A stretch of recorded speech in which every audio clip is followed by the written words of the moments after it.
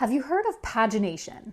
So if you're wondering what that is in the picture book creator's world, if you're staring at your manuscript, wondering, how do I break this up into pages? Which words belong on which page? And where should the page turns happen?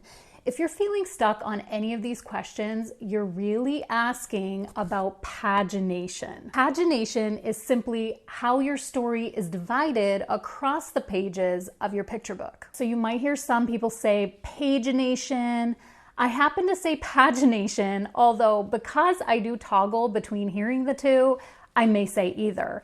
Neither is necessarily wrong. Depends what part of the world you're from. Perhaps a group that says it a certain way, you might be familiar with pagination or pagination. I have a popular video that I posted in the past that is all about storyboarding. And in that video, I show myself mapping out a manuscript where I divide the manuscript up by scribbling in the page numbers and circling certain words and sentences that need to go on certain pages. And in mapping my manuscript and in showing the storyboarding, I was actually showing pagination. I just didn't call it that at the time. And I thought after the popularity of that particular video that I should make a video explaining the definition of what I was doing is pagination. I find that in the workflow of creating a picture book, pagination can actually take me quite a bit of time and attention. It's something that matters to me as a picture book creator to really not just write a good manuscript, but to have that manuscript flow through every page in the most impactful way. Every time I talk about pacing in your story, I'm speaking of pagination. It's where to slow down, where to speed up, where to create that page turn moment. That's all part of pagination. And for illustrators, pagination helps you plan out which scenes to draw, how much room the art needs, and how the visuals flow from one page to the next.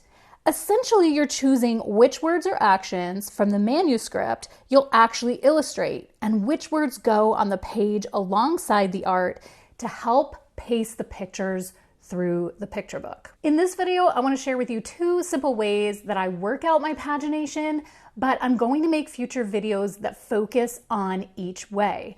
So the first is storyboarding.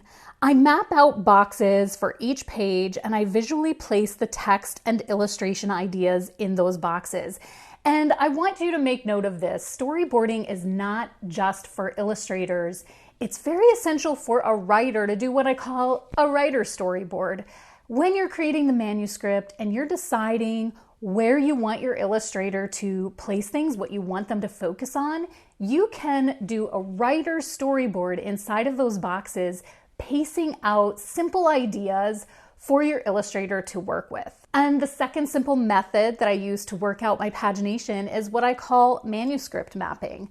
And it's taking a print of your manuscript, or if you choose to use digital form, and really just working it out with highlighters, markers, color pencil, pen, whatever works for you. And you can begin to circle really important sentences, aspects of the story that you feel that the most action or emphasis should be on. And you can create lines and segments where you think that the text should be broken up onto different pages. There really is something to be said for good pagination in a picture book. It helps to elevate the book and make it feel professional. Sometimes I even choose one word or one sentence to dedicate an entire page to, or an entire double page spread, because I know that that one word or sentence is going to have the most impact if you put a lot of thought and attention, intentionality into your pagination. It's gonna show. Your readers are going to know it. And not only is it gonna make a better story, but it's going to make a better marketable product. Honestly, the one thing that I love about pagination is that it's creative play. I can move sentences and parts of my story around onto different pages, creatively playing with how the story flows. And I really love that part of the process. And I'd love to hear in the comments if you enjoy that part of the process too. Maybe you haven't even come to that point in your picture book creation and you're watching this video preparing yourself for future pagination, either way, I want to hear from you in the comments.